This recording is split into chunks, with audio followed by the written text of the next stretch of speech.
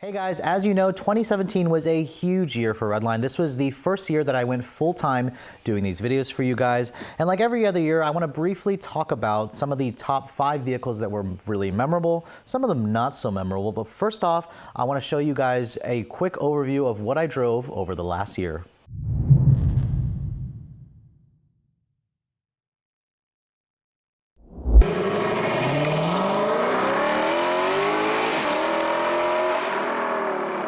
Gas floor it.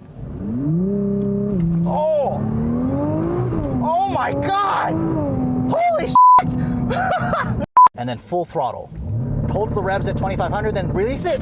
Holy shit! Right foot on the gas, floor it. It'll settle the revs at around 2,000. It'll say launch ready. Oh shit! Holy fuck! So what should we? How should we end this? We're done. That's cut. That's a wrap. So as you guys saw, going full-time definitely allowed me a lot of perks. I was able to go on so many media drives this year and able to show you all these different cars firsthand, especially on some of the ones like the new Honda Accord and the Kia Stinger. And I thought this year, instead of talking about just my top 5 favorite vehicles, I kind of wanted to break it up into categories, and I was able to split it up into 5 different ones. So let's go over those following 5 categories. Starting off with the best family sedan, there's also going to be a best family SUV, a best budget performance vehicle, a best luxury car, and then last but not least, my personal favorite of the year, which doesn't really have any caveats or any kind of rules like some of the other categories that I picked. So let's kick it off with the best family sedan. Now, obviously 2018 was a huge year for the family sedan segment. There was an all-new Honda Accord and Toyota Camry I was able to drive and show you guys both, but there was also a refreshed Hyundai Sonata, which you can't really forget, and then Ford also refreshed the Fusion last year, which has been doing pretty well for them. But when I drove all the family sedans this year, my personal favorite goes to the new 2018 Honda Accord. Really, with that car, it was just the entire package. I really liked the new Camry. However, the Accord had the better interior with more tech. It offered the manual transmission on either engine, and I really appreciated the looks of the sport trim, and as well as all the other trims. I think Honda really nailed it in terms of what buyers in a mid-sized family sedan expect, especially at the price point with all the safety that's included. You really can't go wrong with the latest Honda Accord. So on to the best family SUV. You guys know that SUVs are just hot here in the States, and this one I kind of struggled a bit. I really wanted to stay within the categories that make an SUV more of a family SUV, so I chose 3-row SUVs because I think that's really the segment that a lot of buyers in the US are really looking for right now. And I drove a lot of 3-row SUVs this year, but there were 2 that really stuck out for me, and that was the Audi Q7 and the Volvo XC90. Now when it came down to it, I actually ended up picking the Volvo XC90 as my pick for the best family SUV. For me, it was more of an emotional thing. I really love the styling of the Volvo. I love the interior with that huge 10-inch display. I love the massaging seats in that car. You seriously will make quick work of road trips, and just the overall ambiance, the wow factor. The Volvo really left a lasting impression for me, whereas the Audi Q7 and all the other competitors felt a little bit cold, as well as just a little bit too bland, whereas the Volvo really stood out. And it really has showed in Volvo sales. The XC90 is one of the top-selling family luxury SUVs in the segment. On to the best budget performance car. Now this is kind of a category that I struggled with because were a lot of fun cars that I drove this year, and I wanted to keep a price cap to about $40,000 because, you know, sure, there are a lot of performance cars that I personally loved, but I wanted to keep it within parameters that most of you could theoretically afford, and that award has to hands down go to the 2017 Honda Civic Type R. I mean, for $35,000, you can't beat the performance that car gave you. You can keep up with a lot of higher performance cars on back roads. It's a really easy car to daily drive and take to the track, and it's a ridiculously practical car with a usable back seat, a huge trunk, and even though the styling may not be to your taste, I think it actually works very well on the Type R. This is a car that doesn't want to stand or blend in, it wants to stand out. And I think its styling definitely shows that. And if you can find a car for sticker price or not much above sticker price, it's one of the best performance bargains you could get for 2017. It will basically impress anybody who is a big fan of high performance hot hatches. As you guys know, I drive a lot of expensive vehicles, and for this next award, I wanted to give the Best Luxury Car Award to the new 2018 Lexus LC500. Now, for this award, it didn't necessarily need to be a sedan. I mean, I drove the new LS500. However, the LC500, with its naturally aspirated 5-liter V8, its supercar or concept car styling, its great handling, its very luxurious interior aside from the dumbfounded infotainment system, really spoke to me. It left a lasting impression, and I seriously miss that car. I love the new 10-speed transmission. I love the engine and the style. I mean, that was a car that turned so many heads wherever I took it.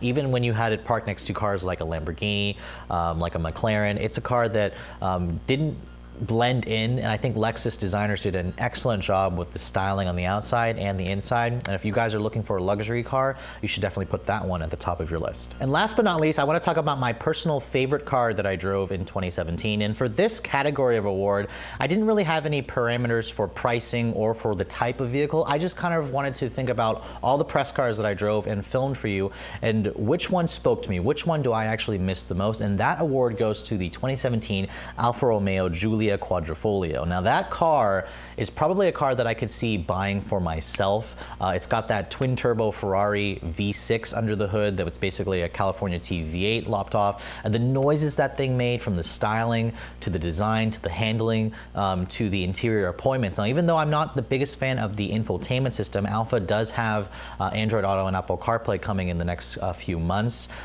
Really, that car stood out. It had so much, it got so much attention everywhere I took it. It handled well, it was fast, it was comfortable. You could daily drive that, take it to work, and then take it to the track, and then basically take it out on date night with your significant other. It's a car that was classy, it was elegant, it was different, especially when you compare it to all the BMWs and Mercedes and Audis that you see on the road. This is a car that left a huge lasting impression on me. And even though there's no manual transmission available, the car that with the 8-speed auto really is the transmission that most people are going to purchase anyway. And if you guys are looking for the best sports sedan on the market with the noises, the feel, and the looks of an Italian car, you really have to make sure and put this one at the top of your list. Now, there were a lot of cars that I drove this year, but there are two cars I wanted to actually mention in an honorable mentions category, and that has to go to the Kia Stinger GT and the new 2018 Toyota Camry. Now, the Stinger, I wanted to pick it as one of my favorites of the year, but honestly, the Giulia was just more fun to drive. It's also a lot more expensive,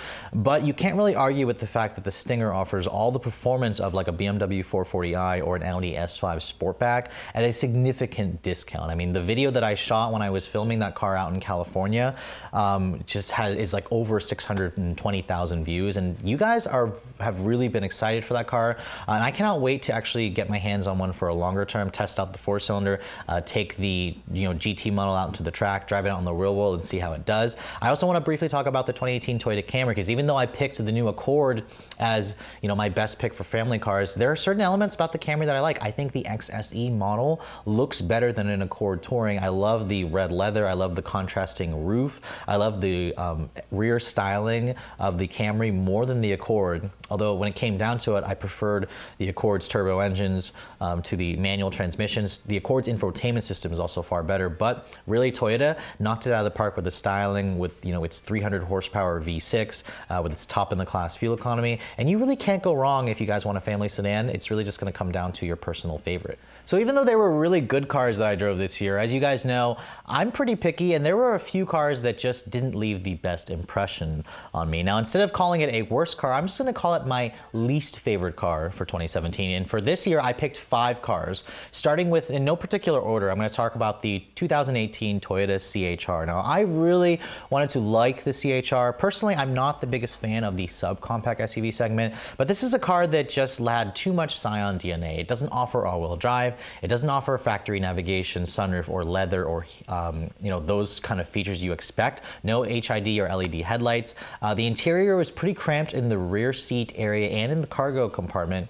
And to me, I think Toyota really missed the mark. I hear that there are a lot of changes coming to the CHR, but really they should have waited. They should have launched the car with all the different options on it, with available all-wheel drive, with more power. It was one of the most sluggish vehicles that I drove this year, and I believe that if you guys are looking for a subcompact SUV, there's a lot of better choices out there that will probably suit your needs better. The next vehicle on my least favorite category is going to go to the 2018 Volkswagen Tiguan. Now, we waited a long time for the second generation Tiguan, and Volkswagen kind of took their time. They made a lot of changes to the new model, but to me, there was just something about it that didn't stand out, especially when you have such a competitive class like the compact SUV segment. The turbo engine felt gutless. I drove it in Colorado and then I drove it back here in DC. It still felt rather underpowered. The interior, while it had nice tech with the infotainment system, didn't kind of have the level of value and standard equipment that you get with a lot of its competitors. And the third row is very cramped. The interior design's kind of boring. And the outside's pretty bland if you guys don't go for the top of the line SEL premium trim, where you get these halogen headlights with the LED running lights that just look cheap.